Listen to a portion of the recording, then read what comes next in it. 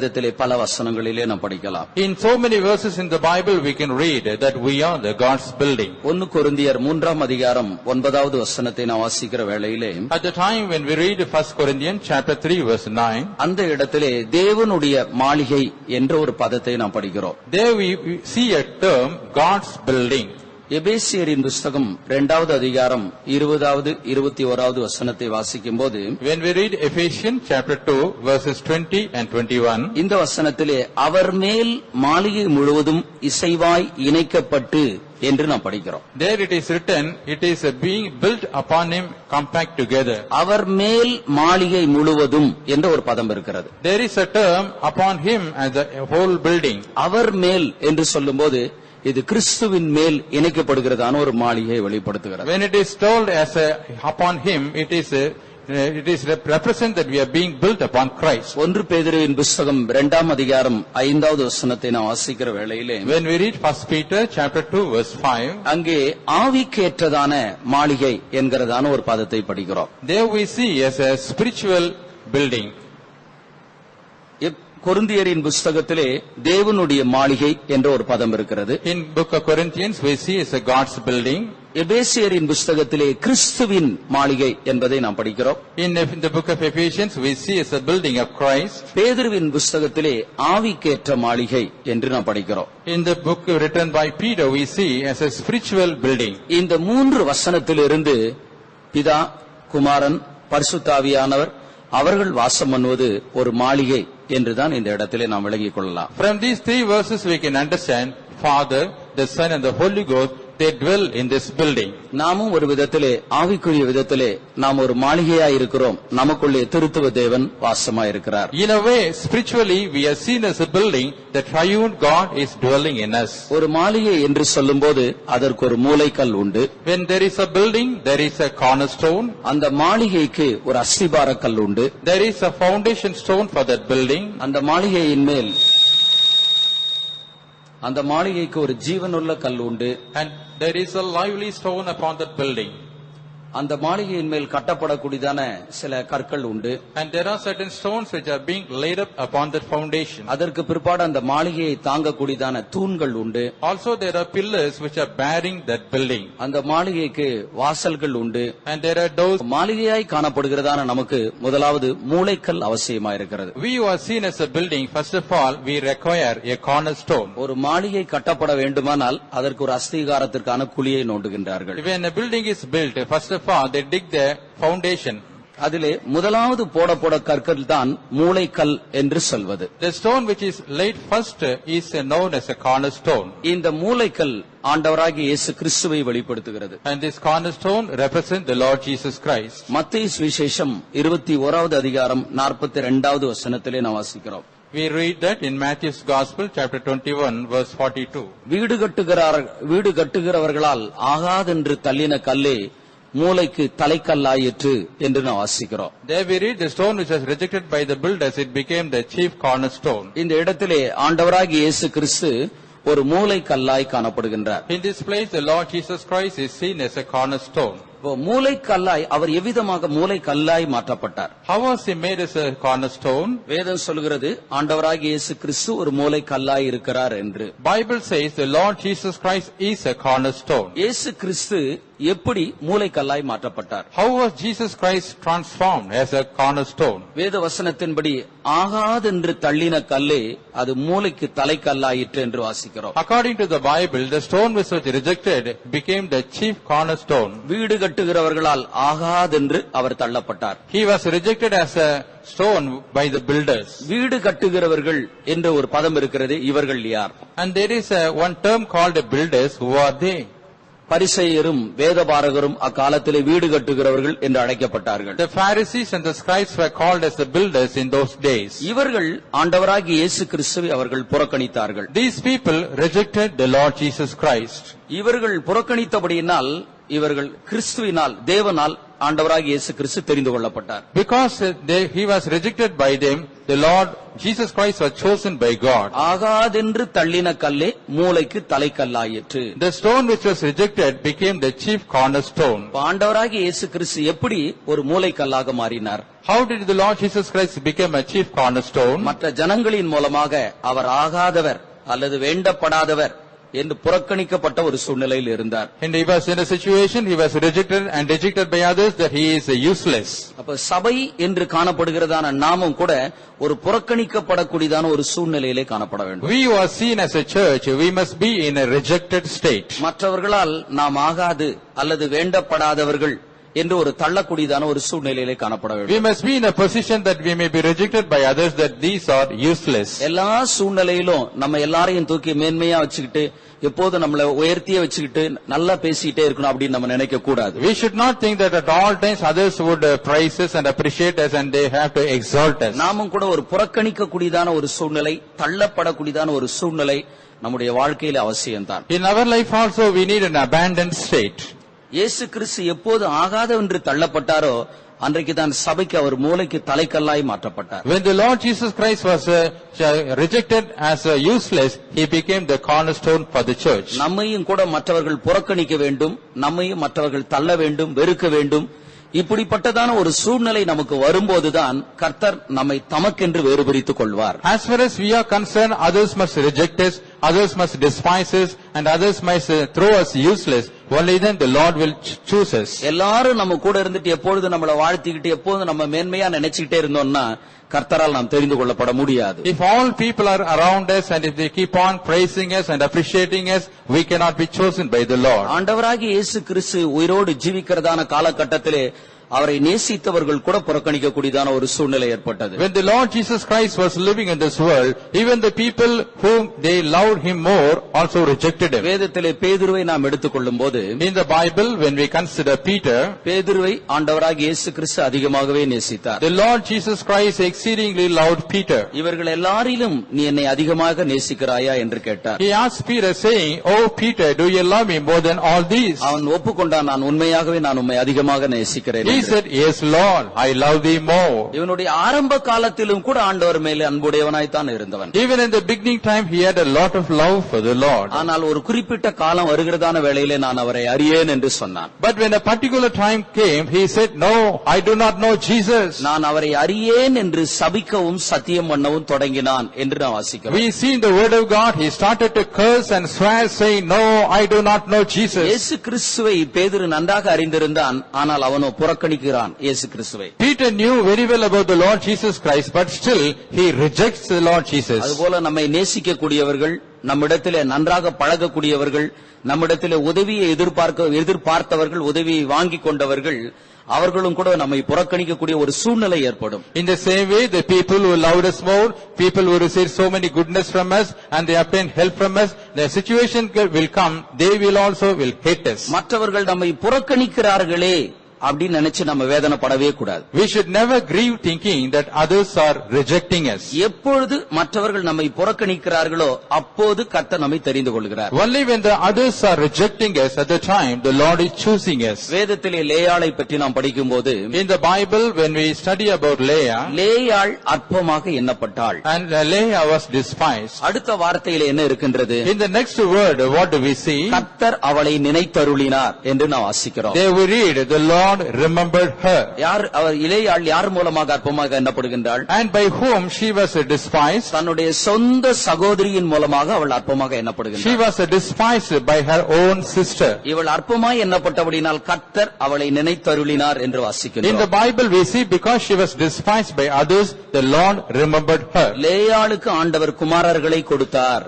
The Lord gave sons unto Leah. இப்ப நம்முடைய வாழ்க்கையிலும் ஒரு புறக்கணிக்கக்கூடிய ஒரு சூழ்நிலை ஏற்படுமானால் தான் கர்த்தர் நம்முடைய தேவைகளை சந்திக்க முடியும். In our life also, only if you are in a rejected state, the Lord will meet our needs. நம்ம வெறுக்கிறாங்க, நம்மள புறக்கணிக்கிறாங்க அப்படி நினைச்சிட்டு நம்ம வேதனைப்பட்டு நம்ம மனுஷிகமாக நாம் நடந்து கொள்வோமானால் கர்த்தர் நமக்காக ஒன்று செய்ய முடியாது. If we think that others are rejecting us and despising us, and if we walk carnally, no, the Lord cannot do anything for us. நமக்கு நல்லாவே தெரியும், நல்லா பழகக்கூடியவங்க தெரியாத மாதிரி போயிட்டே இருக்கிறாங்க. And we know very well the people who are very close to us, they will go as if they are strangers to us. நம்மிடத்திலே நன்மையை வாங்கினவர்கள் அவர்கள் நமக்கு ஒரு உதவியும் செய்யாதது போல அவர்கள் ஜீவிக்கின்றார்கள். வாழ்கிறார்கள். People who receive so many goodness from our hand, they live as if they have not received anything from us. எப்படிப்பட்டதான ஒரு சூழ்நிலை நம்முடைய வாழ்க்கையில் ஏற்பட்டாலும் அந்த சூழ்நிலை எண்ணி நாம் வேதனைப்படக்கூடாது. Whatever type of situation come in our life, we should never grieve over that. ஆண்டவராகிய இயேசு கிறிஸ்து புறக்கணிக்கப்பட்டதான ஒரு சூழ்நிலையிலே தான்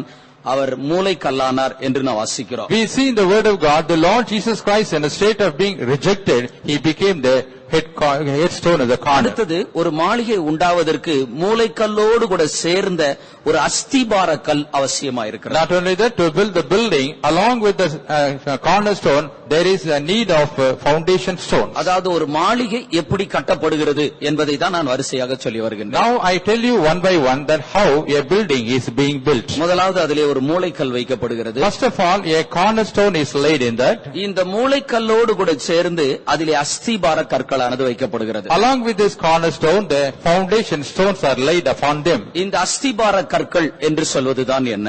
And what are these foundation stones? அப்போஸ்தலர் தீர்க்கதரிசிகள் என்கிறவர்கள் அஸ்திபார கற்களாய் இருக்கின்றார்கள். The apostles and prophets are considered as the foundation stones. நாம் ஒரு மாளிகையாய் மாற்றப்பட வேண்டுமானால் நாம் அப்போஸ்தல தீர்க்கதரிசிகள் என்கிறதான ஒரு சுவிசேஷத்தின்படி சத்தியத்தின் மேல் நாம் கட்டப்பட்டவர்களாய் காணப்பட வேண்டும். If we are to be turned as a building, we must be built upon the truth given by the apostles and prophets. அதாவது அப்போஸ்தல தீர்க்கதரிசிகளுடைய உபதேசத்தின்படி நாம் கட்டப்பட்டவர்களாய் நாம் காணப்பட வேண்டும். We must be seen as people built according to the doctrine of the apostles and prophets. அப்போஸ்தலன் என்றதான வார்த்தைக்கு நாம் அனுப்பப்பட்டவன் என்றதான ஒரு பொருளை அறிந்திருக்கின்றோம். For the word apostle, we know the meaning, it is sent, one who is sent. இந்த அனுப்பப்பட்டவன் என்ற வார்த்தையிலிருந்து நாம் என்னத்தை விளங்கிக் கொள்கிறோம்? From this mean the term one who is sent, what do we understand? ஒரு ஊழியக்காரரை எங்க போன்னு சொன்னாலும் போயிட்டே இருக்கணும், அதுதான் நமக்கு தெரிஞ்சதான ஒரு விளக்கம். A servant of God is one, wherever he is commanded to go, he has to go. That's what we know about the servant of God. இன்றைக்கு எல்லா ஊழியக்காரர்களும் கூடுமான வரைக்கும் அநேக ஜனங்கள் அப்போஸ்தலன் என்ற வார்த்தைக்கு அவர்கள் கொடுக்கிறதான விளக்கம் என்ன? And nowadays most of the people, what is the meaning given by them for the word apostle? அப்போஸ்தலன் என்ற வார்த்தைக்கு அனுப்பப்பட்டவன் என்றுதான் நாம் சொல்கின்றோம். Apostle means the meaning of that is one who is sent. யாருக்காவது தெரிஞ்சா சொல்லுங்க, அப்போஸ்தலன் என்ற வார்த்தைக்கு உண்மையான பொருள் என்ன? If anybody of you know, please tell the correct meaning for the word apostle. யாராவது சொல்றீங்களா? Can anyone of you tell? தனக்கு வெளிப்படுத்தப்பட்ட ஆழமான வெளிப்படுத்தலின் மூலமாக சபையை ஸ்திரப்படுத்துவதற்காக அனுப்பப்பட்ட ஒருவன் என்றுதான் அர்த்தம். And the actual meaning is one who is sent so that he may establish the church with the doctrines and revelation given to him by God. தனக்கு வெளிப்படுத்தப்பட்ட ஆழமான வெளிப்படுத்தலின் மூலமாக சபையை ஸ்திரப்படுத்துவதற்காக அனுப்பப்பட்ட ஒருவன். One who is sent to establish a church with the help of the revelation given unto him. அப்ப இந்த வாக்கியத்திலிருந்து அப்போஸ்தலன் என்ற ஒரு வார்த்தையினுடைய பொருளை விளங்கிக் கொள்கிறோம். From this term we can understand the real meaning of the word apostle. ஒரு ஆழமான வெளிப்படுத்தலை பெற்றவன் என்றும், and a man who has got a deep revelation, சபையை ஸ்திரப்படுத்துவதற்காக அனுப்பப்பட்டவன் என்றும் பொருளாயிருக்கிறது. and that means one who is sent to establish the church. உண்மையான பொருளை நம்ம விட்டுட்டு வெறுமையா அனுப்பப்பட்டவன் நம்ம பிடிச்சுக்கிட்டு போறவெல்லாம் ஓடிக்கிட்டே இரு, இதுதான் நமக்கு கொடுக்கிற விளக்கமா இருக்கிறது. We are leaving behind the real meaning of the word apostle, and we simply cleave on only the part of the meaning, that is one who is sent. We keep on telling, oh, you one who is sent. ஒரு அப்போஸ்தலன் என்று சொல்லும்போது அவனுக்கு சபையை குறித்ததான ஆழமான சத்தியங்கள் அவன் அறிந்தவனாய் இருக்க வேண்டும். When we say an apostle, he must understand the deep revelation of doctrine concerning the church. ஒரு அப்போஸ்தலன் என்று சொல்லும்போது தேவனுடைய ராஜ்யத்தினுடைய ரகசியங்களை அவன் அறிந்தவனாய் காணப்பட வேண்டும். When we say an apostle, he must understand the mysteries concerning the church and the kingdom of God. தேவனுடைய ராஜ்யம் என்று சொல்வது நமக்கு ஒரு மறைக்கப்பட்டதான ஒரு நிலவரத்தில் இருக்கிறது. The kingdom of God is in a hidden state to us. மறைந்திருக்கிறதான ஒரு காரியத்தை சபைக்கு வெளிப்படுத்தி தருகிறவன் தான் ஒரு அப்போஸ்தலன் என்று சொல்கிறவன். An apostle is a person who is revealing those things which are hidden. அப்போஸ்தலன் என்று சொல்லும்போது அவன் கிறிஸ்துவினுடைய அனந்த ஞானத்தை சபைக்கு வெளிப்படுத்துகிறவனாய் காணப்பட வேண்டும். When we say apostle, he is a person who is manifesting the manifold wisdom of God to the church. ஆண்டவராகிய இயேசு கிறிஸ்துவும் கூட ஒரு அனந்த ஞானமாய், அறியப்படாத ஒரு ஞானமாய் காணப்படுகின்றார். Even the Lord Jesus Christ was known as a manifold wisdom, a wisdom that others cannot understand. ஒரு அப்போஸ்தலன் இவைகள் எல்லாவற்றையும் வெளிப்படுத்தக்கூடியவனாய் காணப்பட வேண்டும். An apostle must be able to manifest or reveal all these things. ஏற்கனவே நாம் சபையை பற்றி பொதுவான ஒரு விளக்கத்தை நாம் படிக்கிற வேளையிலே, Already when we studied about a common explanation for the word church, அவர் சபையாகிய சரீரத்திற்கு தலையானவர் என்று நாம் வாசிக்கிறோம். we see in the word of God, he became the head of the church, which is the body. ஆண்டவராகிய இயேசு கிறிஸ்து சபைக்கு தலையாய் இருக்கிறார் என்று தான் கொலோசியரிலே வாசிக்கிறோம். In Colossians we see the Lord Jesus Christ is seen as a head for the church. அவர் தலையாய் இருக்கிறார், நாம் எல்லாரும் அவயவங்களாய், உறுப்புகளாய் நாம் காணப்படுகிறோம். He is seen as a head, we are all seen as a body and the members of the body. எப்படி ஒரு தலைக்கும் இந்த உறுப்புக்கும் ஒரு ஐக்கியம் இருப்பது போல, Even as this head and the members of the body is having a relationship, கிறிஸ்துவுக்கும் சபைக்கும் ஒரு பெரிய ஐக்கியம் உண்டு. there is a great fellowship between Christ and the church. அப்போஸ்தலன் என்று சொல்கிறவன் கிறிஸ்துவில் இருக்கக்கூடியதான அனந்த ஞானத்தை, அவருடைய மேன்மைகளை சபைக்கு அவன் வெளிப்படுத்தி கொடுக்கிறவனாய் காணப்பட A வேண்டும். man who is called as an apostle, he must manifest the manifold wisdom of Christ and share with the church. நாம் எல்லாரும் நினைப்பது போல ஒரு ஆள், ஒரு ஊழியக்காரன் கல்யாணம் பண்ணாம ஊழியம் செய்துட்டா அவங்க அப்போஸ்தலன் என்று சொல்வது அப்படி கிடையாது. As all of us think, if suppose a person is serving the Lord without marrying, it doesn't mean that he is an apostle. இவைகள் இருக்க எல்லா தகுதியிலும் இதுவும் ஒரு தகுதியா இருக்கிறது. And among all worthiness or eligibility, this is one other eligibility. இத ஒண்ணு மாத்திரம் வச்சுக்கிட்டு அப்போஸ்தலன் என்று சொல்வது அல்ல. And having kept only this eligibility, a person cannot claim that he is an apostle. அதே நேரத்திலே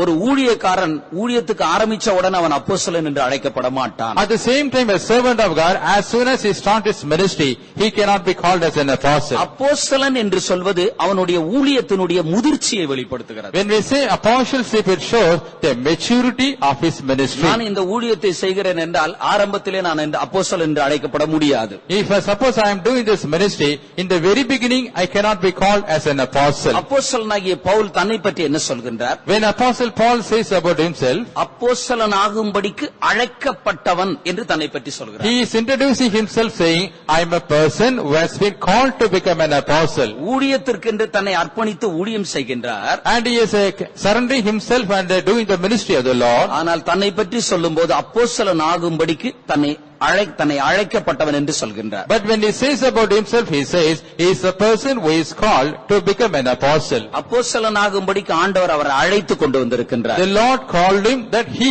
may turn to be an apostle. ஊழியத்திலே ஒரு வளர்ச்சி, ஊழியத்திலே ஒரு முதிர்ச்சி உண்டாகும் போது அவர் அப்போஸ்தலனாக்கப்படுகின்றார். When there is a growth or maturity in the ministry, he becomes an apostle. அப்போஸ்தலன் என்று சொல்லும்போது அவன் ஒரு தகப்பன் என்று அழைக்கப்படுகின்றார். When we say he is an apostle, he is known as a father. அப்போஸ்தலன் என்று சொல்லும்போது அவன் ஒரு ஸ்தானாபதி என்று அவன் அழைக்கப்படுகின்றார். When we say he is an apostle, he is known as an ambassador. அப்போஸ்தலன் என்று சொல்லும்போது அவன் ஒரு சீஷன் என்று அழைக்கப்படுகின்றார். When he is an apostle, he is also called as a disciple. இப்படி பலவிதமான தகுதிகள் காணப்படுகின்றது. In this way, there are so many worthiness or eligibility for this. நாம் சத்தியம் கேட்கிறதான ஒரு சபையிலே ஒரு அப்போஸ்தல ஊழியக்காரர்களால் நடத்தப்படக்கூடியதான ஒரு இடத்திலே நாம் ஒரு சத்தியத்தை நாம் கேட்க வேண்டும். We have to hear the truth in a church which is being led by the apostles.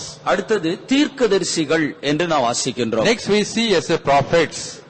அப்போஸ்தல தீர்க்கதரிசிகளின் அஸ்திபாரத்தின் மேல் நாம் கட்டப்பட வேண்டும். We must be built upon the foundation of the apostles and prophets. தீர்க்கதரிசிகள் என்ற ஒரு பதம் இருக்கின்றன. There is a word called prophets. இந்த தீர்க்கதரிசி என்ற வார்த்தைக்கு சில விளக்கங்கள் உண்டு. And there are some meanings for this word, prophets. தீர்க்க தரிசன வரத்திற்கும் தீர்க்க தரிசன ஊழியத்திற்கும் வித்தியாசம் உண்டு. And there is a difference between the gift of prophecy and the ministry of prophets. சிலர் தீர்க்க தரிசனம் சொல்றாங்க, இதை ஊழியத்தோடு கூட சம்பந்தப்படுத்த முடியாது. Some people are prophesying, they cannot be correlated with the ministry. தீர்க்க தரிசன ஊழியம் என்பது வேற, தீர்க்க தரிசன வரங்கள் என்பது வேற. The ministry of prophets is different from the gifts of prophecy. ஆனால் ஊழியக்காரர்களிலே ஒரு கூட்டத்தாரை ஆண்டவர் தீர்க்க தரிசன ஊழியத்திற்காக வேண்டி வைத்திருக்கின்றார். But the Lord has kept one group of the servants of God for the sake of the gift of the prophecy. தீர்க்க தரிசன ஊழியக்காரர்கள் என்று சொல்கிறவர்கள் அவர்கள் எப்படி இருப்பார்கள்? And the servants of God who are called for with the gifts of prophecy, how will they be? தீர்க்கதரிசி என்று சொல்லும்போது எபிரேய பாஷையிலே முதலாவது மாசா என்ற ஒரு பதம் காணப்படுகிறது. For the word prophets in Hebrew tongue, it is known as Masa. மாசா என்ற வார்த்தைக்கு பாரம் நிறைந்தவன் என்று பொருள் உண்டு. For the word Masa, it shows the meaning that he is a person filled with a burden. தீர்க்கதரிசி தீர்க்கதரிசன ஊழியத்தை பெற்றவன் என்று சொல்லும்போது அவனை எப்படி தெரிந்து கொள்வது? A person who has got the ministry of a prophet, how can it be chosen? அவர்களுக்கு முதலாவது இருதயத்தில் பாரம் காணப்படும். First of all, they will have burden in their heart. அது என்ன பாரம்? ஜனங்களை குறித்ததான ஒரு பாரம் காணப்படும். What type of burden? Burden concerning the people. அப்போஸ்தலனாகிய பவுல் தன்னை பற்றி சொல்கிறதான வேளையிலே, When Apostle Paul says about himself, எல்லா சபையை குறித்ததான பாரம் என்னை நாள்தோறும் நெருக்குகிறது என்று சொல்கிறார். he says a burden concerning all the churches is pressing me down day after day. அப்போஸ்தலனாகிய பவுல் ஒரு அப்போஸ்தலனாகவும் இருந்தார், அவர் ஒரு தீர்க்கதரிசியாகவும் கூட காணப்பட்டார். Paul the apostle, he was an apostle as well as a prophet. ஒரு ஊழியக்காரனுக்கு ஒரே ஒரு தகுதி தான் கொடுக்கப்பட வேண்டும் என்பதல்ல. It doesn't mean that a servant of God must have only one worthiness. அவன் அப்போஸ்தலனாகவும் இருக்கலாம், தீர்க்கதரிசியாகவும் இருக்கலாம். He can either be an apostle or a prophet. அவன் அப்போஸ்தலனாகவும் இருக்கலாம், அவன் ஒரு போதகனாகவும் கூட He காணப்படலாம். can either be an apostle or a pastor. தங்களை எவ்வளவுக்கு எவ்வளவாக ஆண்டவருக்கு என்று அர்ப்பணிக்கிறார்களோ அந்த அர்ப்பணிப்பை பொறுத்து ஆண்டவர் அவர்களுக்கு ஊழியங்களை தருகின்றார். To what extent the person is committing himself, to that extent the Lord is giving them ministries. ஒரு தீர்க்கதரிசி என்று சொல்லும்போது அவனுடைய இருதயத்தில் எப்போதும் பாரம் இருந்துகிட்டே இருக்கும். When we say a prophet, always he will have a burden in his heart. அதாவது ஜனங்கள் யாராவது வியாதிப்படும் போது, ஜனங்கள் கஷ்டப்படும் போது அந்த கஷ்டத்தை தங்களுடைய கஷ்டம் போல நினைத்து ஜனங்களுக்காக பரிதபிக்கக்கூடிய ஒரு நபராய் இருப்பார்கள். That is, when people fall sick, otherwise when people are in affliction, he will consider their suffering as his own suffering and he will have a burden concerning them. எபிரேயரின் புத்தகம், எரேமியாவின் புத்தகம் 13ஆம் அதிகாரம் 17வது வசனத்தை நாம் வாசிக்கும் போது, When we read the book of Jeremiah, chapter 13, verse 17, கர்த்தருடைய மந்தை சிறைப்பட்டு போனதென்று என் கண்கள் மிகவும் அழுது கண்ணீர் சொரியும். and my eyes shall weep sore and run down with tears, because the Lord's flock is carried away captive. கர்த்தருடைய மந்தை சிறைப்பட்டு போனதென்று என் கண்கள் அழுது மிகவும் கண்ணீர் சொரியும். Mine eyes shall weep sore and run down with tears, because the Lord's flock is carried away captive. எரேமியா ஒரு தீர்க்கதரிசி என்று நாம் அறிந்திருக்கின்றோம். We know very well that Jeremiah was a prophet. இந்த எரேமியா தீர்க்கதரிசி என்ன சொல்கிறான்? What does it Jeremiah says? கர்த்தருடைய மந்தை சிறைப்பட்டு போனது என்று சொல்கிறான். He says the Lord's flock is carried captive. இஸ்ரவேல் ஜனங்கள் அவருடைய மந்தையா இருந்தார்கள். The people of Israel were his flock. அவர்கள் அடிமைத்தனத்துக்குள் போகிறதான வேளையிலே, At the time of going into bondage, இதை சிறைப்பட்டு போனார்கள் என்று அவன் கண்ணீர் சொருகிறதாக நாம் வேதத்திலே he வாசிக்கிறோம். says that he is shedding tears, thinking that the Lord's flock is carried away captive. தீர்க்கதரிசன வரத்தை பெற்றதான ஒரு ஊழியக்காரன் இருக்கிற, ஊழியத்தை பெற்றதான ஒரு ஊழியக்காரன் இருந்தால் ஜனங்கள் அடிமைப்படும் போது, கர்த்தரை விட்டு அவர்கள் பின்வாங்கி போகும்போது, அவர்களுடைய ஜீவியத்திலே பலவிதமான தோல்விகள் பலவீனங்கள் ஏற்படுகிறதான நேரத்திலே கர்த்தரிடத்தில் அவர்கள் பரிதபிக்கிறவர்களாய் காணப்படுவார்கள். When there is a servant of God with the gifts of prophecy, at the time when the people are afflicted, or when the people are going away from the Lord, or when they are in distress, he will be interceding for those people. அடுத்தது மாசா என்ற வார்த்தைக்கு உற்று பார்ப்பவன், ஊடுருவி பார்ப்பவன் என்றுதான் அர்த்தம். Next, for the word Masa means one who is staring, who is able to penetrate things. அதாவது ஒரு தீர்க்க தரிசன ஊழியத்தை பெற்றதான ஒரு ஊழியக்காரன், A servant of God who has got the gifts of prophecy. நம்முடைய சபைகளிலே அவன் ஊழியம் செய்து கொண்டு வருவானால், For example, if he is serving the Lord in our church, அவர் ஜனங்களுடைய இருதயத்தை உற்று பார்க்கிறவர்களாய், ஊடுருவி பார்க்கிறவர்களாய் இருப்பார்கள். they will be the persons who are looking into the hearts of the people. அதாவது இந்த வார்த்தையினுடைய பொருள் என்ன? What is the real meaning of this word? ஜனங்கள் யார் எப்படி இருக்கிறார்கள் என்பதை ஆவியின் உதவியினால் அறிந்து கொண்டு அதற்கேற்றாற்போல் ஜனங்களுக்கு சத்தியத்தை சொல்வது. With the help of the Spirit, he will understand the condition of the hearts of the people. Accordingly, he will share truth with those people. சபையை நடத்தக்கூடியதான எந்த ஒரு ஊழியக்காரனாய் இருந்தாலும், Any servant of God who is leading the church, அவர்களுக்கு சபையை நடத்த வேண்டுமானால் ஜனங்களுடைய நிலவரத்தை அவர்கள் அறிந்து கொள்ள வேண்டும். if he wants to lead the church, he must understand the condition of the church. வேதம் சொல்கிறது உன் ஆடுகளின் நிலைமையை நீ நன்றாய் அறிந்து என்று நான் படிக்கிறோம். The Bible says you have to understand the condition or situation of your flock. ஒரு மேய்ப்பனுக்கு கீழே இருக்கக்கூடியதான எல்லா ஆடுகளும் ஒன்று போல ஒரு மேய்ப்பனால் நடத்த முடியாது. And all the sheep that are under the shepherd cannot be led alike by the shepherd. நாம என்ன நினைப்போம்னா ஒரு மேய்ப்பனை எல்லாத்தையும் ஒன்று போல தான் நடத்தணும் அப்படின்னு நம்ம நினைப்போம். What do we think? The shepherd must lead all the sheep in a similar way. ஒரு மேய்ப்பனுக்கு கீழே குட்டி ஆடுகள் காணப்படும். Under a shepherd there may be a lamb. சில பெரிய ஆடுகள் காணப்படும். There may be aged sheep. சில குட்டி போடக்கூடியதான ஆடுகள் காணப்படும். And there may be the sheep with the young ones. சில கரவல் ஆடுகளும் கூட காணப்படும். There may be some milch sheep. எல்லா ஆடுகளையும் ஒரே மாதிரி மேய்ப்ப நடத்த முடியாது. The shepherd cannot lead all the sheep alike. குட்டி ஆடா இருந்துச்சுன்னு சொன்னா அதுல தோள்ல சுமக்கிறது தோள்ல சுமப்பா. Suppose if it is a lamb, he will bear that on his shoulder. தன்னுடைய இடுப்புல சுமக்கிறது இடுப்புல சுமப்பா. And he has to bear some sheep upon his loins. மெதுவா நடத்தக்கூடியதான ஆட்டை மெதுவா தான் நடத்த முடியும். And suppose if a sheep which have to be led slowly, he has to lead slowly. சில ஆட்டை தட்டி தான் அடிச்சு தான் நடத்தணும்னால அந்த ஆட்டை அடிச்சு தான் நடத்த முடியும். Suppose if a sheep is to be panted and led, it must be done so. அப்போ ஒரு ஆட்டினுடைய நிலைமையை அறிஞ்சா தான் ஒரு மேய்ப்பன் அந்த ஆடுகளை மேய்க்க முடியும். Therefore, only if the shepherd understands the condition of a sheep, he can lead the sheep. இப்ப பொதுவாவே நமக்கு நம்முடைய இருதயத்தில் இப்படிப்பட்ட எண்ணங்கள் உண்டாகலாம். In general, in our hearts, our mind, there may be some thinkings. ஊழியக்காரங்களா இருக்கிறவங்க எல்லாரையும் ஒன்று போல நடத்தினா நல்லா இருக்குமே அப்படின்னு நினைக்கலாம். We will think the servants of God must treat all people alike. ஆனால் ஒன்று போல தான் நாங்கள் நடத்தி கொண்டிருக்கின்றோம். It's true that we are leading all in a similar way. ஜனங்களுடைய நிலவரத்திற்கு தகுந்தார் போல் நாங்கள் அவர்களை நடத்துகின்றோம். According to the condition of the people, we are leading them. ஒரு கரவல் ஆடுகளை நாம் வேகமாக நடத்துவோமானால் மாண்டுவோம் என்று வசனத்திலே படிக்கிறோம். We see in the word of God, suppose if we chase that milch animal, it will die. சிலர் கொஞ்சம் கடினமா நடத்தின அவர்கள் பின்மாறி இடறியே போய் விடுவார்கள். Suppose if you lead some people in a harsh way, they will backslide and they fall down.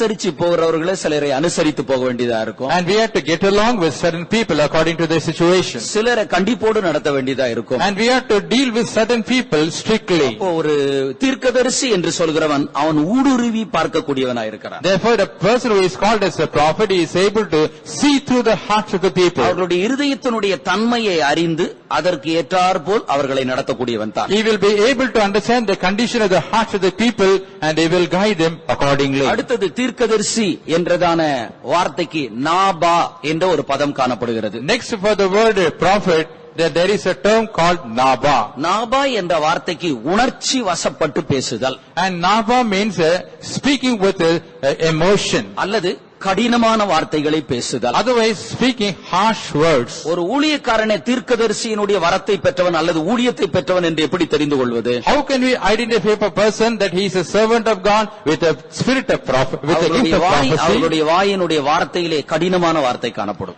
And there will be harsh words in his mouth. உணர்ச்சி வசப்பட்டு பேசக்கூடியவர்களாய் காணப்படுவார். And there will be the people speaking with emotion. வேதத்திலே யோவான் ஸ்நானகனை பற்றி நாம் படிக்கிற வேளையிலே, In the Bible, when we see about John the Baptist, யோவான் ஸ்நானகன் என்ன சொல்கின்றார்? what does John the Baptist say? கோடாரியானது மரங்களின் வேரருகே வைக்கப்பட்டிருக்கிறது. Axe is kept near the root of the tree.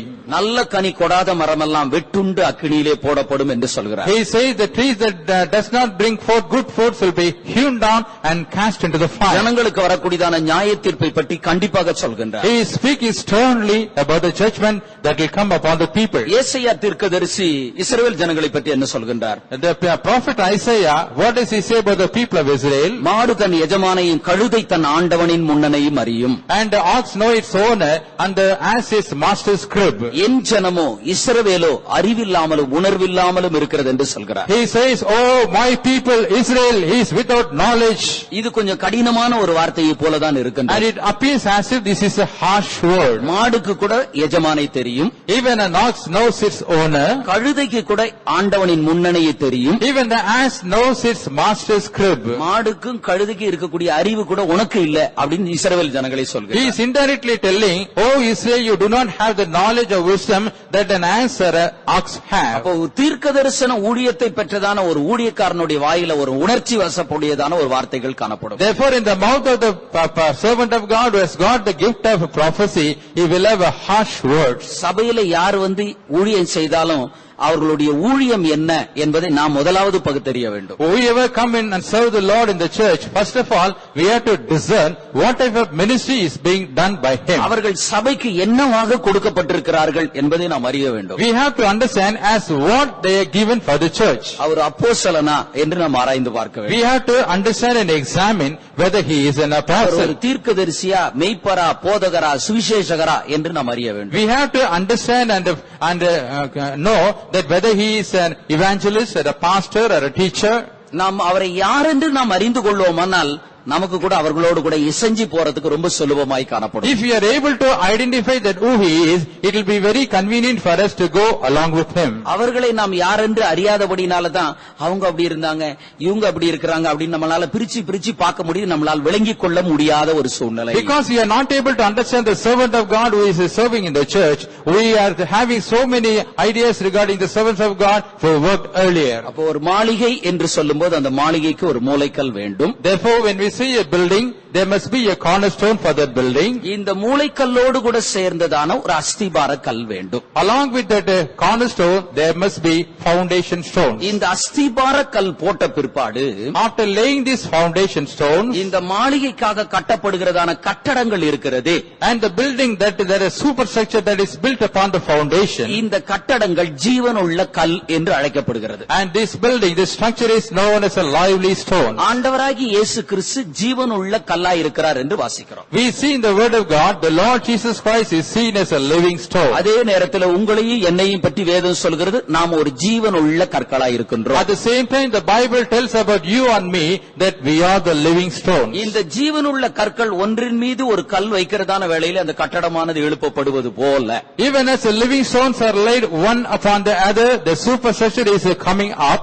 எப்படி நாம் ஒரு ஜீவனுள்ள கற்களாக நாம் மாற்றப்படுகின்றோம்? How do we become the living stones? ஆண்டவர் நமக்கு கொடுக்கக்கூடியதான சத்தியத்தின்படி நாம் ஜீவிக்கிற வேளையிலே நாம் ஒரு ஜீவனுள்ள கற்களாய் மாற்றப்படுகிறோம். When we live according to the truth given by the Lord, we become the living stones. ஒரு கட்டடமானது வெறுமை உடனே கட்டி எடுக்கப்பட முடியாது. A building cannot be built all of a sudden. ஒரு கற்களை வைக்கின்றார்கள், They are laying the stones. அதற்கு மேலாக சிமெண்ட் வைக்கிறாங்க, They are applying cement upon it. அதற்கு பிற்பாடு ஒரு கல் வைக்கிறாங்க. Thereafter they are laying another stone. ஒரு கல் மீது ஒரு கல்லை வைத்துதான் ஒரு கட்டடத்தை அவர்கள் எழுப்புவது போல, They are bringing up the building by laying one stone upon the other stone. ஜீவனுள்ள கல் என்று அழைக்கப்படுகிறதான நாம், We who are called as a living stone, நமக்கு கொடுக்கப்படுகிறதான சத்தியத்தின் ஒன்றன் மீது ஒன்றாக நாம் கடைபிடிக்கும் போது, when we follow the truths that are given to us one by one, இதன் மூலமாக நாம் ஒரு ஜீவனுள்ள கற்களாக நாம் கட்டி எழுப்பப்படுகின்றோம். by this we are built as a living stones. அதோடு இந்த ஜீவனுள்ள கற்களோடு கூட சேர்ந்த இன்னொரு காரியத்தையும் கூட நான் சொல்கின்றேன். Also I tell you one more thing that is associated with this living ஒரு stone. மாளிகை என்று சொல்லும்போது, When we say a building, அந்த மாளிகையை தாங்குவதற்கு அதற்கு தூண்கள் அவசியமாயிருக்கிறது. and the pillars are required to bear a building. அந்த தூண்கள் இருக்குமானால் தான் அந்த மாளிகை முழுவதையும் அவர்கள் வார்க்கப்பட முடியும். Only if the pillars exist, they can put the entire building. இந்த தூண்கள் என்று சொல்வது இது ஆண்டவர் நமக்கு கொடுக்கிறதான சத்தியங்களை வெளிப்படுத்துகிறது. The pillars means they represent the truths that are given by the Lord. 1 தீமோத்தேயுவின் புத்தகம் 3ஆம் அதிகாரம் 15வது வசனத்தை நாம் வாசிக்கும்போது, When we read 1 Timothy chapter 3 verse 15, வாசியுங்கள். தாமதிப்பேனாகில் தேவனுடைய வீட்டிலே நடக்க வேண்டிய வகையை நீ அறியும்படி இவைகளை உனக்கு எழுதுகிறேன். அந்த வீடு ஜீவனுள்ள தேவனுடைய சபையாய் சத்தியத்துக்கு தூணும் ஆதாரமுமாய் இருக்கிறது. அந்த வீடு ஜீவனுள்ள தேவனுடைய சபையாய் சத்தியத்திற்கு தூணும் ஆதாரமுமாய் இருக்கிறது. that house is the church of the living God, the pillar and ground of the truth. சத்தியத்திற்கு தூணும் ஆதாரமுமாய் இருக்கிறது. And there is a pillar and ground of the truth. அப்ப இந்த இடத்திலே சொல்லுகிறதான தூண்கள் என்று சொல்வது சத்தியத்தை வெளிப்படுத்துகிறது. Therefore the pillars mentioned in this verse represent the truths. எப்படி ஒரு மாளிகையானது கட்டப்படுவதற்கு ஒரு தூண் அவசியமாய் இருக்கிறதோ, Even as a pillar is required so that the building may be built, ஆவிக்கேற்ற மாளிகையாய் கட்டப்படுகிறதான நமக்கு சத்தியம் அவசியமாய் இருக்கிறது. we who are built as a spiritual building, we need truths. சத்தியம் இல்லாவிட்டால் நாம் ஒரு மாளிகை என்று சொல்ல முடியாது. If there is no truth, we cannot be called as a building. அதனாலதான் ஆண்டவர் நமக்கு ஒவ்வொரு நாளுக்கும் நமக்கு தேவையான சத்தியத்தை ஆண்டவர் நமக்கு தருகின்றார். That's why the Lord is providing us truth necessary for every day. Solomon கர்த்தருக்கு என்று ஒரு ஆலயத்தை கட்டினான். Solomon built a house for the Lord. அந்த ஆலயத்தினுடைய முன் பகுதியிலே அவன் 2 தூண்களை போட்டதாக நாம் வேதத்திலே வாசிக்கிறோம். In the forefront of the temple we see he put 2 pillars. அந்த தூண் 2க்கும் 2 பெயர் இடுகின்றான். And he is naming those 2 pillars with a name, different names. ஒரு தூணுடைய பெயர் யாகீன் என்று சொல்வது. And the name of one pillar is Yakin. இரண்டாவது தூணுடைய பெயர் போவாஸ் என்று சொல்வது. And the name for the second pillar is Boaz. யாகீன் என்று சொல்வதற்கு தேவன் என்னை ஸ்திரப்படுத்துகிறார் என்று அர்த்தம். Yakin means God is establishing me. Boaz என்று சொல்வதற்கு தேவனுக்குள் என் பலன் இருக்கிறது என்று அர்த்தம். Boaz means my strength is in God. தயவுசெய்து கொஞ்சம் கவனமா கேளுங்க. Please listen carefully. இன்னைக்கு நான் மூட் அவுட் ஆயிட்டு தான் நான் பேசிட்டு இருக்கிறேன். Now I moved out and speaking. மைக்கு ஸ்பீக்கர் ஒழுங்கா வைக்கல, ஏத்தி இறக்கிட்டு இருக்கிறேன். என்னுடைய கவனமெல்லாம் அங்கதான் போயிட்டு இருக்கு. நீங்க வேற எதையும் பார்க்காது, கொஞ்சம் கவனமா கேளுங்க. வேதத்திலே தூண்களை பற்றி நாம் படிக்கின்றோம். In the Bible we see about pillars. இந்த தூண் தான் சத்தியமாய் காணப்படுகின்றது. These pillars are known as truths. இந்த சத்தியம் இருந்தா தான் ஒரு மனுஷன் ஆவிக்கேற்ற ஒரு மாளிகையாய் காணப்பட முடியும். Only if there is truth, a person can be built as a spiritual building. சாலமோனுடைய ஆலயத்தினுடைய முகப்பிலே 2 தூண்கள் காணப்பட்டது. In the forefront of the temple of Solomon there were 2 pillars. இந்த தூண்கள் யாகீன் யோவாஸ் என்று அழைக்கப்படுகிறது. These pillars are called as Yakin and Boaz. யாகீன் என்று சொல்வதற்கு தேவனில் என் பலன் என்று சொல்லலாம். தேவன் என்னை ஸ்திரப்படுத்துகிறார் என்று சொல்லலாம். Yakin means God is establishing me.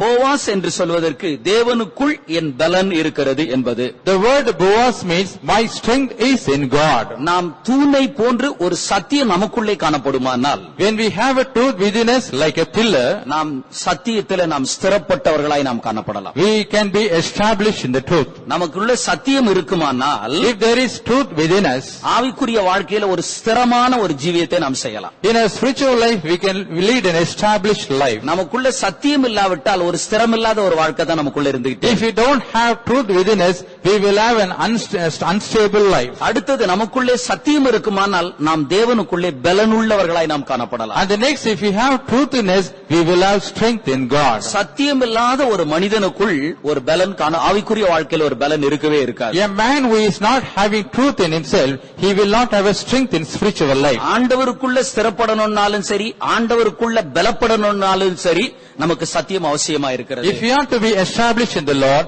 otherwise if we are to be strengthened in the Lord, we need this truth very badly. ஸ்திரப்படுதல், பலப்படுதல், இந்த வார்த்தையினுடைய விளக்கம் தான் என்ன? What is the meaning of the words being established or being strengthened? ஸ்திரப்படுத்தப்படுதல், இதனுடைய விளக்கம் தான் என்ன? Being established, what is the real meaning of this term? இன்றைக்கு ஒருத்தர் ஸ்கூல் ஆரம்பிக்கணும்னு சொல்லி நினைக்கின்றார். For example, one person wants to open a school. ஒரு கட்டடத்தை கட்டி முடித்து விட்டார். He has finished building the structure. அந்த கட்டடத்துக்கு தேவையான அந்த ஸ்கூலுக்கு தேவையான எல்லா பர்னிச்சர்ஸையும் வாங்கி போட்டுட்டார். He has bought all the furnitures required to run a school. இவ எல்லாத்தையும் வாங்கி போட்டதுனால அது ஸ்கூல் என்று அழைக்கப்பட முடியுமா? Because he has purchased all these requirements, can we call it as a school? அது ஸ்கூல் அழைக்கப்பட முடியுமா? No. Can we be called as a school? சொல்லுங்க, ஸ்கூல் அழைக்கும். சரி, அவர் மாணவர்களையும் கூட சேர்த்து விட்டார். அந்த ஸ்கூலுக்கு தேவையான மாணவர்களும் வந்து விட்டார்கள். Okay, the students are also admitted in the school. அது ஸ்கூல் என்று அழைக்கப்பட முடியுமா? Can it be called as a school? வேண்டாம். அவர்கள் அந்தந்த கிளாஸ் ரூமுக்கு தேவையான ஆசிரியர்களும் நியமிக்கப்பட்டார்கள். அது ஸ்கூல் என்று அழைக்கப்பட முடியுமா? Okay, further, all the required teachers are appointed in every class. Can it be called as a school? அறை இருக்கிறது, பெஞ்ச் இருக்கிறது, மாணவர்கள் இருக்கிறார்கள், ஆசிரியர்கள் இருக்கிறார்கள், எல்லாமே இருக்கு. இது ஸ்கூல் என்று அழைக்கப்பட முடியுமா? There are rooms, there are benches, there are furnitures, there are students, there are teachers. Can we call it as a school? எல்லாம் இருக்கிறதுனால அழைக்கப்பட முடியுமா? Because everything is available, can we call it as a school? சொல்லுங்க, Please tell. சொல்லுங்க, ஏன் அழைக்கப்பட முடியாது? Why can't it be called as a school? அது அரசாங்கத்தினுடைய அங்கீகாரம் அவசியமா இருக்கு. Because the recognition of the government is very much required. எல்லாம் இருந்தாலும் அதுக்கு அரசனுடைய அங்கீகாரம் இருந்தால்தான் அது ஸ்கூல் என்று அழைக்கப்பட முடியும். Even though everything is available, only if it has got the recognition of the government, it can be called as a school. அதுபோல நமக்குள்ளே ஒரு சத்தியம் இருந்தால்தான் உள்ளே ஒரு உறுதி, ஒரு ஸ்திரப்பட்ட ஒரு நிலவரம் காணப்படும். In the same way, only if we have truth in us, we will have an established life. இந்த சத்தியத்திற்கு வேதத்திலே 4 விதமான விளக்கங்கள் கொடுக்கப்பட்டிருக்கிறது. For this truth, 4 explanations are given in the Bible. எபேசியரின் புஸ்தகம் 4ஆம் அதிகாரம் 14வது வசனத்தை நாம் வாசிக்கும்போது, When we read Ephesians chapter 4 verse 14, அங்கே சத்தியம் என்னும் கச்சை என்று நாம் படிக்கிறோம். there we read the girdle of truth. சத்தியத்தை கச்சையோடு கூட ஒப்பிட்டு எழுதப்பட்டிருக்கிறது. The truth is compared with the girdle. இந்த கச்சை எதற்காக கட்டப்படுகிறது? What for this girdle is used? நான் ஏற்கனவே சொல்லியிருக்கிறேன். இந்த கச்சை எதற்காக கட்டப்படுகிறது? Already I told you what for this girdle is used. நம்முடைய வஸ்திரமானது நழுவி போகாமல் குருதியாய் நிலைத்திருப்பதற்கு ஒரு கச்சையை நாம் கட்டுகின்றோம். Our garment may not slip and it may look tight. அப்போ நம்முடைய வாழ்க்கையில் ஆண்டவர் ஒரு சத்தியத்தை ஒரு கச்சையை போல நமக்கு கொடுத்திருக்கிறார். In the same way, the Lord has given truth in our life as a girdle. இயேசு கிறிஸ்துவை பற்றி நாம் ஏசாயாவிலே வாசிக்கும்போது, In the book of Isaiah, when we read about the Lord Jesus Christ, சத்தியம் அவருக்கு இடைக்கச்சையாய் இருக்கும் என்று நாம் படிக்கிறோம். we see the truth shall be his girdle. அப்ப நம்முடைய வாழ்க்கையில சத்தியம் என்பது ஒரு கச்சையை போல நமக்கு காணப்பட வேண்டும். In our life also, the truth must be like a girdle. சத்தியம் இல்லாத ஒரு மனிதனுக்குள்ள வஸ்திரம் அழிவு போறது போல அவர்களுக்கு போராட்டம் வருகிறதான நேரத்தில் அவர்கள் வழி போய் விடுவார்கள். Even a man who is not having girdle, his garment would slip.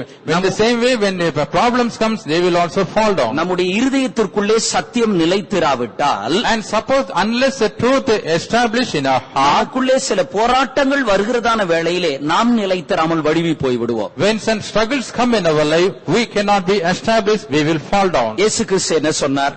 What did the Lord Jesus Christ நான் say? சொல்லிய இந்த வார்த்தைகளை கேட்டு, And if you hear the words which I spoke now, அவைகளின்படி செய்கிறவன் எவனோ, and whosoever does accordingly, அவனை கன்மலையின் மேல் தன் வீட்டை கட்டின புத்தியுள்ள மனுஷனுக்கு ஒப்பிடுவேன். I will compare him to a man who built his house upon a rock. சத்தியத்தின்படி கடைபிடிக்கிறவன் எவனோ, And whosoever is keeping the truth, அவனை கன்மலையின் மேல் தன் வீட்டை கட்டின புத்தியுள்ள மனுஷனுக்கு ஒப்பிடுவேன். I will compare him to a wise man who is building a house upon a rock. பெருமழை வந்தது, பெரும் வெள்ளம் வந்தது, அந்த வீட்டில் மேல் மோதியும் அது விழவில்லை. The floods came and the rains descended, it dashed upon that house, it did not fall down. சத்தியத்தின்படி ஜீவிக்கிறவனுக்கு எவ்வளவு போராட்டங்கள் வந்தாலும் ஓடி போக மாட்டான், அவன் நிலைச்சிருப்பான். A man who is living according to the truth, and whatever type of afflictions or struggles come, he will not run away. எவ்வளவு ஊழியத்துல சோதனை வந்தாலும் சரி, நம்மள நெருக்கினாலும் சரி, நம்மள நிந்த அவமானம் கொடுத்தாலும் சரி, அவர்கள் ஓடி போக மாட்டார்கள். Any amount of trials or temptation and struggles come in our life,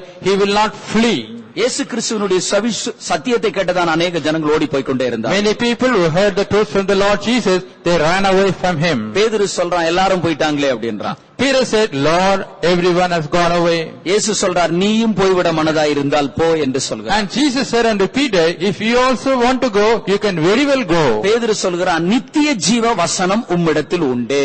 Peter said unto Lord Jesus, Oh Lord, the words of eternal life are in thee. சத்தியத்தை குறித்ததான ஒரு ஆழமான வெளிப்படுத்தல் இருந்தது. இதனால எல்லாரும் ஓடி போனாலும் இவனால ஓடி போக முடியல. He had a deep revelation concerning the truth. Because of that, when others ran away, he did not run. நம்முடைய இருதயத்துக்குள்ளே கர்த்தருடைய சத்தியம் நிலைத்திருக்குமானால், If the truth of the Lord abides in our heart, எவ்வளவு போராட்டங்கள் வந்தாலும் நம்ம ஓடி போக மாட்டோம், நிலைத்திருப்போம். any amount of trials or temptations come, we will not run away, but we will abide. நமக்குள்ளே சத்தியம் இல்லாவிட்டால் ஒரு சின்ன போராட்டம் வந்தா கூட நம்ம விழுந்து போயிடும். If we don't have truth in us, even if a small trial come, we cannot stand, we will run away. இயேசு என்ன சொன்னார்? What did Jesus say? நான் சொல்லிய வார்த்தைகளை கேட்டு அவைகளின்படி செய்யாதிருக்கிறவன் எவனோ, Whosoever does hear the word and does not do accordingly, மணலின் மேல் தன் வீட்டை கட்டின புத்தியற்ற மனுஷனுக்கு ஒப்பிடுவேன். I will compare him to a man who built his house upon sand. பெருமழை வந்தது, பெரும் வெள்ளம் வந்தது, The floods came and rain descended. அந்த வீட்டின் மேல் மோதின போது அவைகள் கரைந்து போயிற்று என்று வாசிக்கிறோம். We see in the word of God that it bit upon that house and it melted away. இன்னைக்கு சின்ன சின்ன கஷ்டங்கள் எல்லாம் வந்து வருகிறதான நேரத்தில் இடறி ஓடி போறோமே, இதுக்கு என்ன காரணம்? Nowadays, when small trials and temptations come, we offend and we run away. What is the reason behind this? நமக்குள்ள ஒரு சரியான சத்தியம் நமக்குள்ள உள்ள இல்லாதனால தான் நம்ம இடறி ஓடி போயிட்டு இருக்கோம். Because we are not having proper truths in our heart, we are running away. உண்மையான சத்தியம் நமக்குள்ளே நிலைத்திருக்கிறதான நேரத்தில் நாம் கடைசி வரைக்கும் நாம் இதில் உறுதியாய் When காணப்படுவோம். the real truth is abiding in our heart, till the end, we will be abiding this. 91வது சங்கீதம் 4வது வசனத்தை நான் வாசிக்கும் போது, When we read the 91st Psalm verse 4, அங்கே அவருடைய சத்தியம் பரிசையும் கேடகமாய் இருக்கும் என்று வாசிக்கிறோம். there we read, His truth shall be our shield and buckler. வாசிங்க. சங்கீதம் 91:4. அவருடைய சத்தியம் உனக்கு பரிசையும் கேடகமும் ஆகும். அவருடைய சத்தியம் உனக்கு பரிசையும் கேடகமும் ஆகும். His truth shall be your shield, buckler. பரிசை என்று சொல்லும்போது அது ஒரு வாள், அது கத்தி என்று நாம் சொல்லலாம். When we say shield, பரிசையும் கேடகம் ரெண்டு தனித்தனியா பிரிச்சிருக்கு. buckler. Buckler, it is some sort of a sword.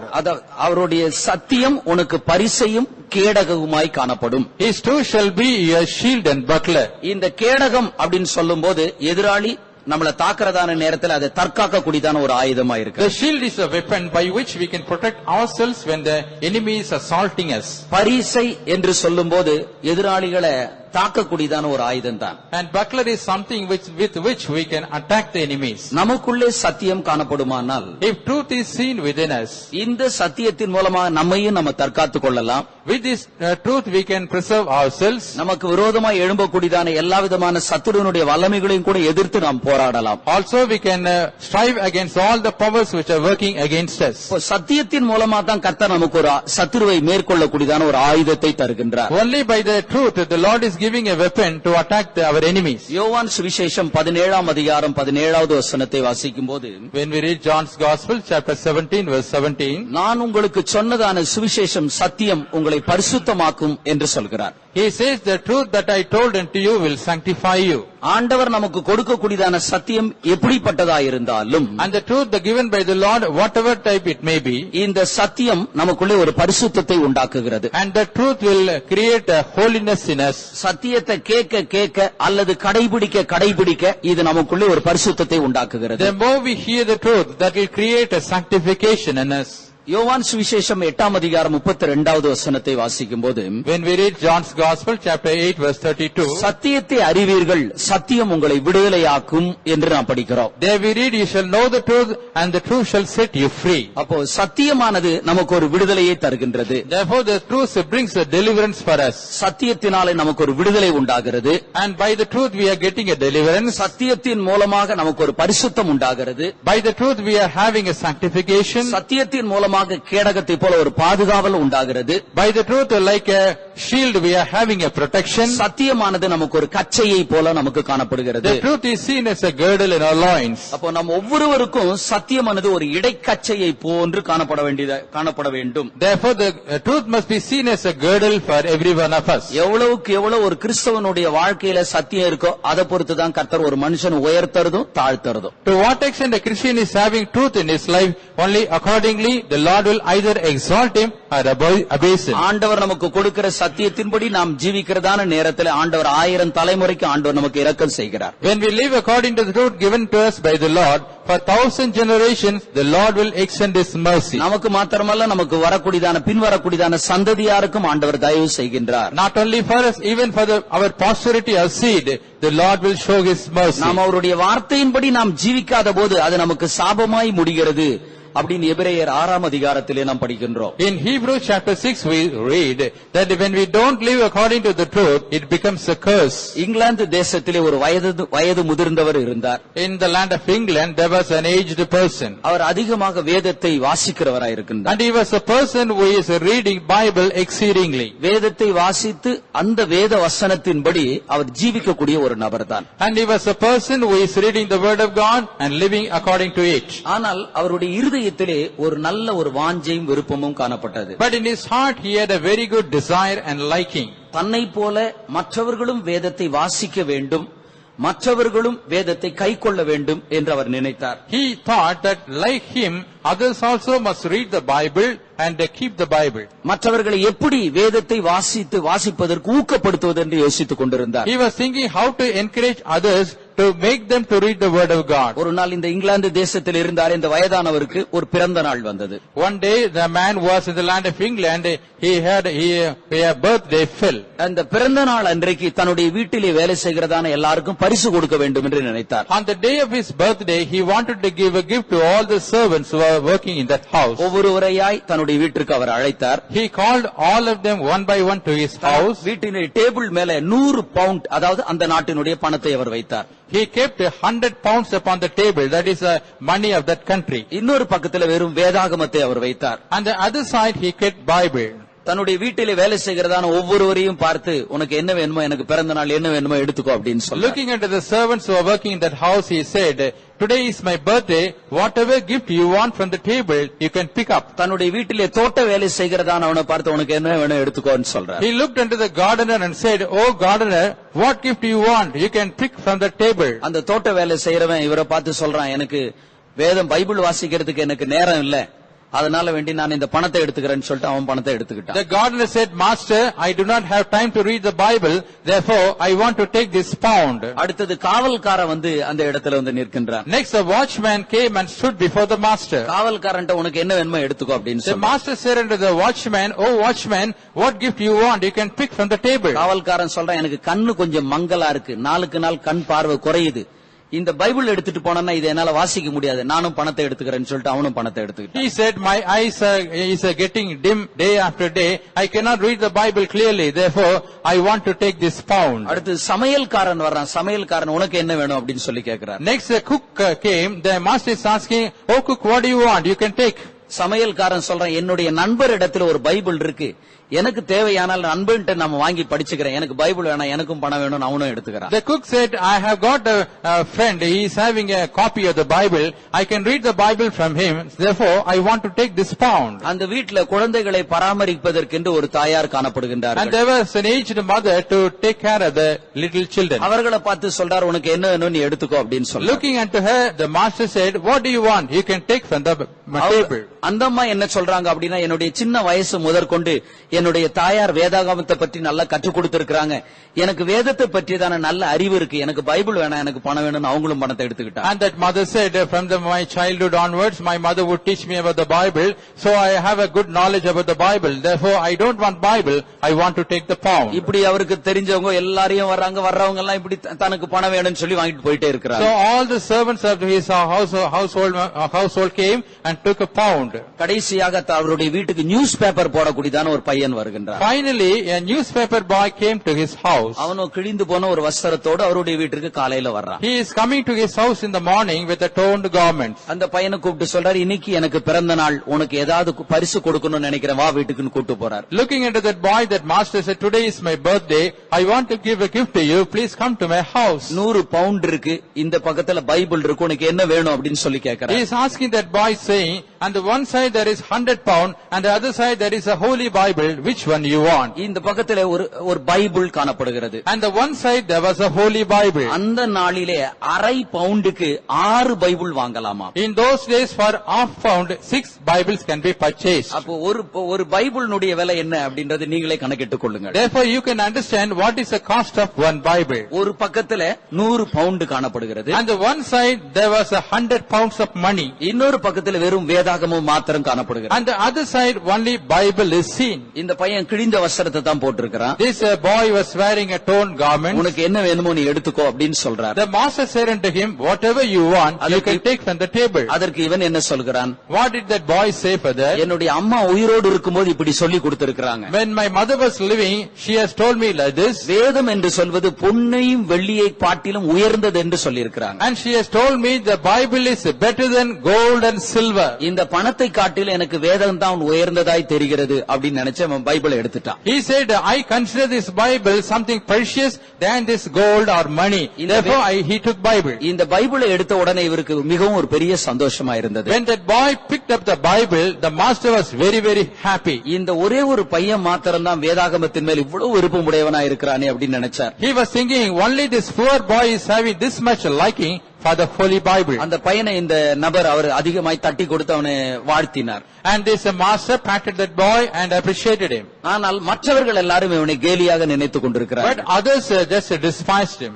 அரை பவுண்டுக்கு 6 பைபிள் விற்கிறது. And for half pound 6 Bible can be purchased. இதுல நீ 100 பவுண்டை எடுத்துட்டு போயிட்டு அதை கொஞ்சம் கொடுத்து ஒரு பைபிள் வாங்க கூடாதா? Can't you take this 100 pound and pay a small amount and buy a Bible? நீ அது உனக்கு பணத்தையும் நீ செலவு பண்ணிக்கும் செய்யலாம், ஒரு பைபிளையும் நீ வாங்கிக்கலாம், ஏன் இதெல்லாம் எடுத்து அப்படின்னு You சொல்லி. can purchase a Bible, also you can spend the remaining money. Why did you take this Bible? நீ பிழைக்க தெரியாதவன், நீ ஒரு பைத்தியக்காரன் என்று சொல்லி அவனை கேலி செய்கிறார்கள். And all the people despise him, saying, you are a mad fellow, you do not know how to live. அவங்க எல்லாரும் சொல்றதான நேரத்துல அவன் மனசுல யோசித்து பார்க்கறான், அவங்க சொல்றது கரெக்ட் தானே. When all others despise him, he was thinking in his mind, oh, what they said is maybe correct. வேதத்தின் மேல் நமக்கு ஒரு வாஞ்சை இருந்தாலும், Even though we have a desire on the Bible, இந்த 100 பவுண்ட் பணத்தை எடுத்துக்கிட்டு ஏதோ கொஞ்சம் கொடுத்து ஒரு பைபிள் வாங்கிட்டு போயிடலாமே, மீதி நமக்கு செலவு பண்ணலாமே. I could have taken this 100 pound and pay a small pound to buy a Bible. The remaining money I could have spent. அவனுடைய மனசுல இப்படிப்பட்ட ஒரு எண்ணங்கள் வருகிறது. Even the thoughts flash in his mind. இவனும் அவர்களிடத்தில் பேசிக்கிட்டே தன்னுடைய வேதாகமத்தை திறக்கின்றான். He also speaking with them just to open the Bible. அவன் வேதாகமத்தை திறக்கும் போது ஒவ்வொரு பேப்பர்லயும் ஒவ்வொரு பவுண்ட் வைக்கப்பட்டிருந்தது. When he opened the Bible, he could see a pound in every page of the Bible. 100 bound அல்ல, ஒவ்வொரு பேஜுக்கும் ஒவ்வொரு பவுண்ட் வைக்கப்பட்டிருந்தது. Not 100 pounds, but every page of the Bible, every pound was there. அவனுக்கு கிடைத்தது ஆயிரக்கணக்கான bound கிடைத்திருந்தது. He got thousands and thousands of pounds. இந்த நபர் என்ன நினைத்திருந்தார்? What this person had thought, எவன் ஒருவன் இந்த வேதாகமத்தை எடுக்கின்றானோ, whosoever is taking this Bible, அதிகமான பணம் கொடுக்க வேண்டும் என்று அவர் நினைத்திருந்தார். he wanted to give more money to that person. மற்றவர்கள் பிற்பாடுதான் தாங்கள் செய்ததான தவற்றை அவர்கள் உணர்ந்தார்கள். The other people realized the mistake only at the end. நம்முடைய வாழ்க்கையிலும் கூட அப்படித்தான். In our life also it is so. எவ்வளவுக்கு எவ்வளவு நாம் சத்தியத்தின்படி நாம் ஜீவிக்கின்றோமோ, To what extent we are living according to the truth. அது இந்த பூமியிலும் கர்த்தர் நம்மை கனப்படுத்துகின்றார். In this world also the Lord would honor us. நித்தியத்திலும் கூட ஆண்டவர் நம்மை கனப்படுத்துகிறார். The Lord will honor us even in eternity. நம்ம பரலோகத்துக்கு போறதான நேரத்துல பரலோகவாசிகள் நம்ம என்ன சொல்வார்கள்? When we go to heaven, the dwellers in heaven, what will they say towards us? சத்தியத்தின்படி ஜீவிக்கிற ஜாதி உள்ளே பிரவேசிப்பதற்கு வாசல்களை திறவுங்கள். Open the door so that the nations which keep the truth may enter in. பரலோகத்தினுடைய வாசலிலே தூதன் நின்று கொண்டிருப்பான். The angel will be standing in the door of the heaven. அந்த வாசல்ல நிக்கிறதான தூதன் என்ன சொல்வான்? The angel who is standing by the door, what would he say? சத்தியத்தின்படி ஜீவிக்கிற ஜாதி உள்ளே பிரவேசிப்பது வாசல்களை திறவுங்கள். Open the door so that the nation which keep the truth may enter in. சும்மா வந்து வாங்க வாங்க பரலோகத்துக்கு வாங்க அப்படின்லாம் கூப்பிட மாட்டான். Nobody will simply invite, yes, come to heaven. No. சத்தியத்தின்படி ஜீவிக்கிற ஜாதி என்றுதான் சொல்வார்கள். And they will say the nation which live according to the truth. அடுத்தது ஒரு மாளிகை என்று சொல்லும்போது அதற்கு வாசல்கள் உண்டு. Next, when we say a building, it has got gates. அதற்கு பேசுவதற்கு ஏற்றதான நேரம் நமக்கு இல்லை. We don't have sufficient time to speak on this. 1-2 வசனத்தை மாத்திரம் நான் சொல்லிவிட்டு முடிக்கின்றேன். I want to tell you 1 or 2 verses and I want to finish. மாளிகை என்று சொல்லும்போது அதற்கு வாசல்கள் உண்டு. When we say building, there is a gate. வேதத்திலே 4 விதமான வாசல்களை பற்றி நாம் படிக்கிறோம். In the Bible, we see about 4 types of gates. இயேசு கிறிஸ்து சொல்லும்போது நானே வாசல் என்று சொல்கிறார். The Lord Jesus Christ said, I am the door. நான் எதுக்கும் விளக்கம் கொடுக்கல, வசனத்தை மாத்திரம் சொல்றேன். I am not giving you the meanings, I tell you only the verse. யோவான் சுவிசேஷம் 10 அதிகாரம் 9வது வசனத்திலே நான் வாசிக்கும்போது, when we read John's Gospel, chapter 10, verse 9, இயேசு கிறிஸ்து நானே வாசல் என்று சொல்கின்றார். the Lord Jesus said, I am the door. சங்கீதம் 141:3 நாம் படிக்கிற வேளையிலே, when we read Psalm 141, verse 3, அங்கே உதடுகளின் வாசலை பற்றி நாம் படிக்கிறோம். there we see about the door of the lips. ஏசாயா 60 அதிகாரம் 18வது வசனத்தை நான் வாசிக்கும்போது, when we read Isaiah chapter 60 verse 18, அங்கே குடும்ப வாசலை பற்றி நாம் படிக்கிறோம். there we see about the door of the family. சங்கீதம் 118 19-20 வசனத்தை நான் வாசிக்கும்போது, when we read Psalm 118 verses 19 and 20, அங்கே சபையினுடைய வாசலை பற்றி நான் வாசிக்கிறோம். there we read about the door of the church. பரலோகத்திற்கு போவதற்கு இயேசுவே வாசலாயிருக்கிறார். Jesus Christ is a door to go to heaven. யோவானிலே படிக்கிறதான வாசல் பரலோக வாசலாயிருக்கிறது. The door we read in the Gospel of John is a door for heaven. 141வது சங்கீதத்திலே வாசிக்கும்போது உதடுகளின் வாசல் என்று படிக்கிறோம். In Psalm 141 we see as a door of our lips. இந்த உதடுகளின் வாசல் என்று சொல்வது என்ன? And what is the door of the lips? நம்முடைய வாய் தான் ஒரு வாசலாயிருக்கிறது. Our mouth is a door. நம்முடைய வாயின் வார்த்தைகள் எப்படி இருக்கிறதோ அதை பொறுத்துதான் கர்த்தர் நமக்கு கொடுக்கிற ஆசீர்வாதங்கள். The blessing of the Lord will be according to the words of our lips. அடுத்தது குடும்ப வாசலை பற்றி ஏசாயாவிலே நாம் வாசிக்கிறோம். Next, in the book of Isaiah we see about the door of the family. கொடுமை உன் தேசத்திலும் நாசமும் அழிவும் உன் எல்லைகளிலும் கேட்கப்பட மாட்டாது. And the violence shall not be heard in your land, and desolation shall not be heard in your coast. உன் மதில்களை இரட்சிப்பென்றும் உன் வாசல்களை துதி என்றும் சொல்லுவாய். And your wall shall be called a salvation, and your doors as praise. இங்கே உன் வாசல்களை துதி என்று சொல்லுவாய். And here your door shall be called as praise. அப்போ கர்த்தருடைய சபையினுடைய வாசல் அல்லது குடும்ப வாசல் துதியினுடைய வாசலா இருக்கிறது. Therefore the door of the family, the door of the church is a door of praise. அப்போ ஆண்டவர் நம் ஒவ்வொருவரையும் கூட வாசலாக மாற்றி வைத்திருக்கின்றார். Therefore the Lord has transformed every one of us as his door. பரலோகத்துக்கு போறதுக்கு ஆண்டவர் வாசலாக இருக்கிறார். The Lord Jesus Christ is a door to go to heaven. இந்த பூமியில கர்த்தர் நம்மளையும் கூட ஒரு வாசலாய் மாற்றி வைத்திருக்கிறார். In this world the Lord has changed us as a door.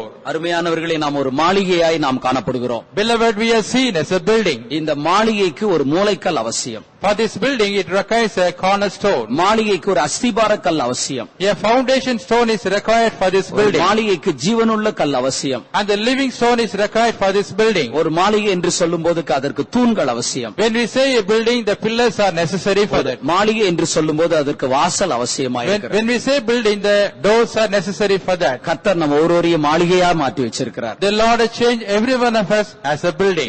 இந்த உலகத்துல நாம் ஒரு மாளிகையை போன்று நாம் ஜீவிப்போமாக. கர்த்தர் நம்மை ஆசீர்வதிப்பார். In this world, let us live as a building. May the Lord bless us. எல்லாரும் ஸ்தோத்திரம் பண்ணுங்க. ஸ்தோத்திரம், ஸ்தோத்திரம், ஸ்தோத்திரம், ஸ்தோத்திரம், ஸ்தோத்திரம், ஸ்தோத்திரம், ஸ்தோத்திரம், ஸ்தோத்திரம், ஸ்தோத்திரம், ஸ்தோத்திரம், ஸ்தோத்திரம், ஸ்தோத்திரம், ஸ்தோத்திரம், ஸ்தோத்திரம், ஸ்தோத்திரம். தந்ததான சத்தியத்துக்காக ஸ்தோத்திரம் பண்ணுங்க. Praise the Lord, praise the Lord, praise the Lord. தடைகளை நீக்கி கர்த்தர் ஜனங்களை கொண்டு வந்த அரக்கா ஸ்தோத்திரம் பண்ணுங்க. கேட்ட சத்தியங்கள் நமக்கு பிரயோஜனமா இருக்கணும். ஸ்தோத்திரம் பண்ணுங்க. பிதா, குமாரன், பரிசுத்தாவியாகிய தேவனை ஸ்தோத்திரம் பண்ணுவோம். சகல கன மகிமை துதி எல்லாவற்றையும் அவருக்கே செலுத்தி ஸ்தோத்திரம் பண்ணுங்க. அன்பான ஆண்டவரே, நாங்களும் நன்றியுள்ள இருதயத்தோடு துதிக்கிறோம், வாழ்த்துகிறோம் சுவாமி. இன்றைய நாளின் மாலை நேரத்திலும் ஒரு சமூகத்திலே கூடி வருவதற்கு தேவாவியானவர் நீர் எங்களுக்கு உதவி செய்த தயவுக்காக நாங்கள் உமக்கு நன்றி செலுத்துகிறோம். ஆண்டவரே, உம்முடைய சமூகத்திலே நீர் கொண்டு வந்தீர். எங்களுக்கு தேவையான ஆலோசனைகளை கர்த்தர் நீர் தந்தீர். எந்தெந்த வார்த்தைகள் உம்முடைய பிள்ளைகளுக்கு பிரயோஜனமாய் இருந்ததோ அந்த பிரயோஜனமான வார்த்தைகள் தங்களுடைய வாழ்க்கையிலே கைக்கொள்ள கர்த்தர் நீர் எங்களுக்கு உதவி செய்வனுமாய் வேண்டிக் கொள்கிறோம். இந்த பூமியிலே எங்களை ஒரு ஆவிக்கேற்ற ஒரு மாளிகையாய் நீர் எங்களை வைத்திருக்கிறீர். இந்த மாளிகையிலே நீர் வாசம் பண்ண வேண்டாம். ஆண்டவரே, நீர் வாசம் பண்ணுவதற்கு நாங்கள் எப்படி ஜீவிக்க வேண்டும் என்பதையும் கூட நாங்கள் அறிந்து கொண்டோம். அதன்படியே ஜீவிக்க உதவி செய்யும். மீட்பர் இயேசுவின் நாமத்தில் பிதாவே. நம்முடைய கர்த்தராகிய இயேசு கிறிஸ்துவின் கிருபையும் பிதாவாகிய தேவனுடைய அன்பும் பரிசுத்தாவியானோருடைய அந்யோன்ய ஐக்கியமும் காவலும் கூடியிருக்கிற அனைவரோடும் இயேசு கிறிஸ்துவின் வருகை மாத்திரம் கூட இருப்பதாக. அல்லேலூயா. ஸ்தோத்திரம். இரவு 10 மணிக்கு ஜெபம் உண்டு.